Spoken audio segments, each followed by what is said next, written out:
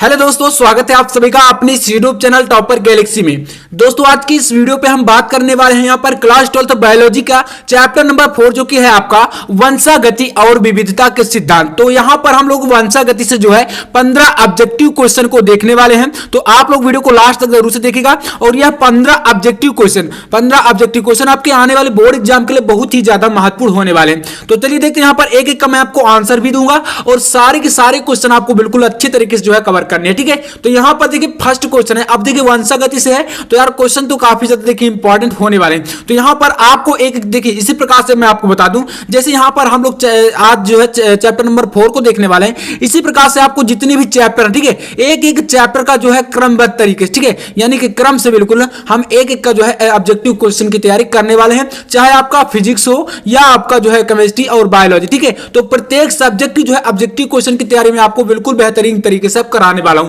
तो चलिए शुरू करते हैं। यहां पर फर्स्ट क्वेश्चन है, कह रहा है कि मेंडल ने पादप संकरण प्रयोग निम्नलिखित में, ठीक है, कौन से पौधे पर किया था। तो देखिए यहां पर आपके कुछ विकल्प है। पहला है आपका टमाटर, नेक्स्ट है आपका मटर, अगला है आपका गाजर एंड चौथा है आपका अरहर। तो देखिए आप सभी जानते हैं कि मेंडल ने जो अपना प्रयोग किया था वह किस पर किया था। तो यहां पर वह आपका जो पादप संकरण का, ठीक है, तो यहां पर उनका हो जाएगा आपका यहां पर मटर के लिए, ठीक है। तो यहां पर आपका सेकंड हो जाएगा। इस प्रकार से आपका बिल्कुल सही आंसर होगा क्या, मटर। तो ये आप सभी जानते हैं काफी सिंपल यार। इस पर जो है मेंडल ने काफी सारे नियम भी दिए थे, जैसे कि स्वतंत्रता विहून का नियम हो गया, मतलब कि दो से तीन जो भी नियम है उनको भी आपको तैयार करना पड़ेगा, क्योंकि यार वो भी जो है बोर्ड एग्जाम में कई बार पूछे जा चुके हैं। तो इसके बाद हमारा सेकंड है, कहा गया कि शुद्ध वंशक्रम वाले जनक पौधों से प्राप्त संकरण संकर पीढ़ी कहलाती है। तो यहां पर आपका F1, F2 और F3, F4 ये कुछ पीढ़ियां हैं, ठीक है। तो इनमें से आपका जो फर्स्ट होगा यानी F1 पीढ़ी, ये क्या होगा, शुद्ध वंशक्रम वाले जनक पौधों से प्राप्त संकर पीढ़ी आपकी F1 पीढ़ी होगी, ठीक है। तो यही हमारा क्या होगा, इसमें बिल्कुल करेक्ट आंसर हो जाएगा। इसके बाद है नेक्स्ट हमारा,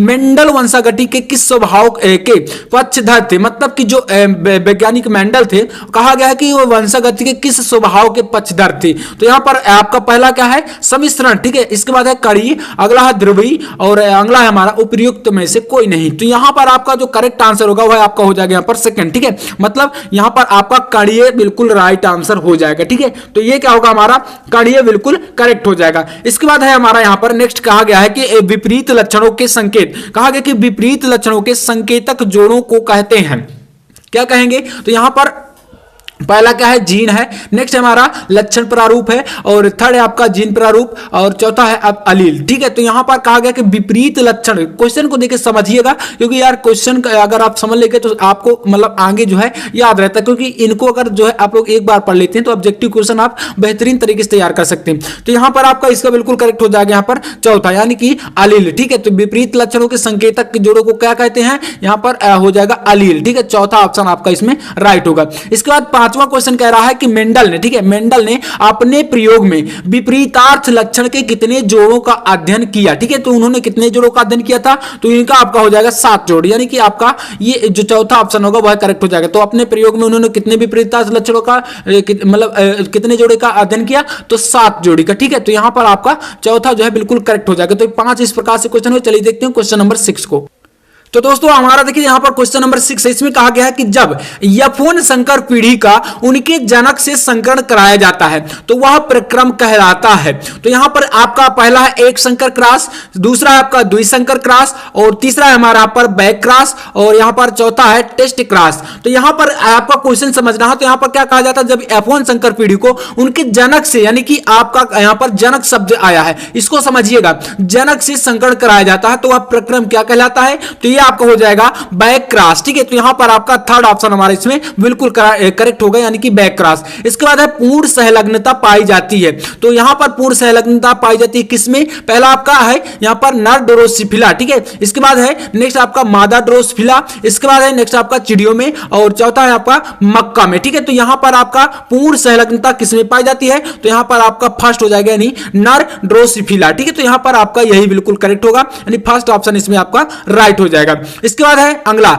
जीन विनिमय शब्द का प्रयोग सर्वप्रथम करने वाले वैज्ञानिक थे। तो यहां पर कौन से वैज्ञानिक थे जो जीन विनिमय का शब्द का जो है प्रयोग किए थे? तो यहां पर पहला क्या है, मार्गन है, नेक्स्ट है आपका जोहानसन, अगला है जेनसन और चौथा क्या है, मेंडल। तो यहां पर आपका बिल्कुल करेक्ट आंसर जो है हो जाएगा इसमें, आपका बिल्कुल राइट आंसर जो होगा आपका बिल्कुल इसमें, तो वह आपका हो यहां पर मॉर्गन। ठीक है, तो यहां पर मॉर्गन जो आपका फर्स्ट ऑप्शन है वह हमारा इसमें राइट हो जाएगा। इसके बाद क्या है आपका क्वेश्चन नंबर 9, कहा गया है कि हीमोफीलिया रोग है। तो यहां पर हीमोफीलिया जो एक रोग है, ठीक है, इसमें आपको बताना है कि वह क्या है, एक्स संलग्न जीन है या वाई संलग्न जीन है या नेक्स्ट आपका एक्स वाई संलग्न जीन और चौथा इनमें से कोई नहीं। तो क्या है आपका हीमोफीलिया, ये होगा आपका एक्स संलग्न जीन। ठीक है, तो यहां पर ये आपको बिल्कुल करेक्ट आंसर हो जाएगा। इसके बाद हमारा नेक्स्ट क्वेश्चन कह रहा है क्वेश्चन नंबर 10, इसको समझिएगा थोड़ा सा। कह रहा है कि निम्नलिखित में से कौन सा लिंग संलग्न रोग है। तो यहां पर अभी मैंने आपको बताया, लेकिन इनमें से देखिए जैसे हीमोफीलिया की बात करें तो यहां पर क्या है आपका एक्स संलग्न जीन है। ठीक है,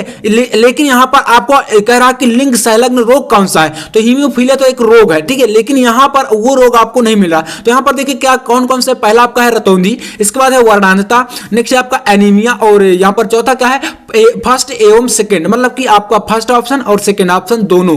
तो कौन सा इसमें करेक्ट होगा? तो यहां पर आपका हो जाएगा वर्णांधता। वर्णांधता मतलब यहां पर कलर में थोड़ा सा मतलब फर्क नहीं समझ पाता, जैसे कि कोई रोगी होता है इसका तो क्या होता है रंग में भेद नहीं कर पाता। वर्णांधता मतलब कि कलर उसको पहचान में नहीं आता। तो मतलब यहां पर आपका हो जाएगा वर्णांधता, यानी कि सेकंड ऑप्शन हमारा इसमें राइट हो जाएगा। इसके बाद आपका क्वेश्चन नंबर 11 है। ठीक है, यहां पर देखिए एनसीईआरटी के ज्यादातर क्वेश्चन है और देखिए आपके बोर्ड एग्जाम में काफी ज्यादा क्वेश्चन ऐसे आते हैं। तो क्वेश्चन नंबर 11 है कि व्यक्ति जिसका जीनोटाइप IA और IV है, ठीक है, तो इसमें क्या होगा, जीनोटाइप की बात करी गई तो AB रक्त समूह दर्शाता है। ठीक है, AB रक्त समूह अगर दर्शाता है तो यह किसके कारण होता है? पहला आपका क्या है, यहां पर पहला है आपका लिपियोट्रॉपी। ठीक है, लिपियोट्रॉपी। तो इसके बाद नेक्स्ट है आपका सहप्रभाविता, इसके बाद है पृथक्करण और इसके बाद है अपूर्ण प्रभाविता। तो देखिए इसमें आपका जो करेक्ट आंसर होगा वह आपका हो जाएगा सेकंड, यानी कि सह प्रभाविता के कारण। देखिए ये क्या होता है, सह प्रभाविता के कारण होता है। तो यहां पर आपका जो है इसमें बिल्कुल करेक्ट क्या होगा, सह प्रभाविता। इसके बाद यहां पर देखिए सेकंड नंबर आपका ये करेक्ट हो जाएगा, ध्यान दीजिएगा। इसके बाद क्या है ZZ/ZW। ठीक है, तो ये प्रकार से यहां पर लिखा गया है कि ये प्रकार का जो लिंग निर्धारण होता है प्रक्रिया पाई जाती है वह किस में पाई जाती है इस प्रकार की। ठीक है, तो यहां पर पहला क्या है प्लेटिपस है, इसके बाद नेक्स्ट है गोरिल्ला में और अगला है घोंघो में और यहां पर चौथा है मोर में। तो ये इस प्रकार का जो लिंग निर्धारण प्रक्रिया है वह किसमें पाई जाती है, क्वेश्चन आपसे पूछा, तो इसका आपका हो जाएगा मोर में। ठीक है, तो यहां पर आपका मोर बिल्कुल यानी पीकॉक आपका राइट आंसर हो जाएगा मोर में। ठीक है, इसके बाद है क्वेश्चन नंबर 13। तो इसको समझिएगा, कहा गया है कि दो पौधों, ठीक है, दो लंबे पौधे हैं तो दो लंबे पौधों के बीच क्रॉस से बनी संतति में कुछ पौधे बौने होते हैं, बौने थे। ठीक है, लेकिन दो जनकों पौधों का यहां पर संभावित जो जीनोटाइप होगा वह कौन सा होगा। मतलब यहां पर एक बार फिर से पढ़ लीजिए कि दो लंबे पौधों के बीच क्रॉस से बनी संतति में कुछ पौधे बौने थे। ठीक है, इसके अलावा दो जनक पौधों का संभावित जो जीनोटाइप होगा वह किस प्रकार का होगा। जैसे पहला क्या है आपका कैपिटल टी एवं कैपिटल टी स्मॉल टी। तो इस टाइप से क्वेश्चन देखिए, थोड़ा सा इनको आप पढ़ लीजिएगा। मैं आपको देखिए इसका आंसर बता देता हूं। तो यहां पर आपका सेकंड हो जाएगा, यानी कि कैपिटल टी स्मॉल टी एवं कैपिटल टी स्मॉल टी। तो इस टाइप का क्या होगा, यह जीनोटाइप उसमें संभव होता है। ठीक है, तो ये पाया जाएगा। इसके बाद नेक्स्ट है आपका यहां पर 14 नंबर क्वेश्चन। तो ये क्वेश्चन कह रहा है कि मेंडल के द्विसंकर क्रॉस की F2 पीढ़ी में, हमने क्या वही पढ़ा F1 पीढ़ी एक देखा, लेकिन इसमें क्या है F2 पीढ़ी में कह रहा है कि फिनोटाइप एवं जीनोटाइप की जो संख्या है वह क्रमशः क्या होगी, कितनी संख्या होगी। तो पहला क्या है आपका 4 एवं 16, इसके बाद नेक्स्ट है आपका 9 एवं 4, इसके बाद है 4 एवं 8 और चौथा क्या है 4 एवं 9। तो यहां पर कौन सा आपका करेक्ट होगा, तो आपका ऑप्शन नंबर 4 यानी कि 4 एवं 9। ये तो आपका हो जाएगा यहां पर जीनोटाइप एवं फिनोटाइप की क्रमशः संख्या। तो जीनोटाइप फिनोटाइप आपका 4 और जीनोटाइप आपका 9। ठीक है, तो ये आपका राइट हो जाएगा। इसके बाद आपका अगला क्वेश्चन है क्वेश्चन नंबर 15। तो यहां पर हम 15 क्वेश्चन ही देखने वाले हैं। तो कह रहा क्वेश्चन कि मानव में 45 गुणसूत्र, ठीक है, एकल एक्स एवं XO असामान्यता कहा जाता है। तो इसमें दोस्तों आपका फर्स्ट है डाउन सिंड्रोम, ठीक है, और नेक्स्ट है आपका क्लिनेफेल्टर सिंड्रोम और अगला है आपका टर्नर सिंड्रोम और चौथा है एडवर्ड सिंड्रोम। तो यहां पर आपका देखिए इसका जो राइट आंसर होगा वो आपका थर्ड नंबर यानी कि टर्नर सिंड्रोम हो जाएगा। ठीक है, तो ये आपका यहां पर टर्नर सिंड्रोम बिल्कुल राइट आंसर होगा। तो यहां 15 क्वेश्चन थे। तो दोस्तों उम्मीद करूंगा कि वीडियो आपको पसंद आएगा। ऐसे इंपॉर्टेंट वीडियो पाने के लिए चाहे ऑब्जेक्टिव क्वेश्चन हो चाहे आपका जो भी मतलब लॉन्ग के क्वेश्चन हो, सारे के सारे आपको यहां पर बिल्कुल अच्छे तरीके से तैयार कराए जाएंगे। तो इसलिए चैनल को जरूर सब्सक्राइब कर लीजिएगा। तो चलिए मैं मिलता हूं नेक्स्ट वीडियो में, तब तक के लिए जय हिंद, वंदे मातरम।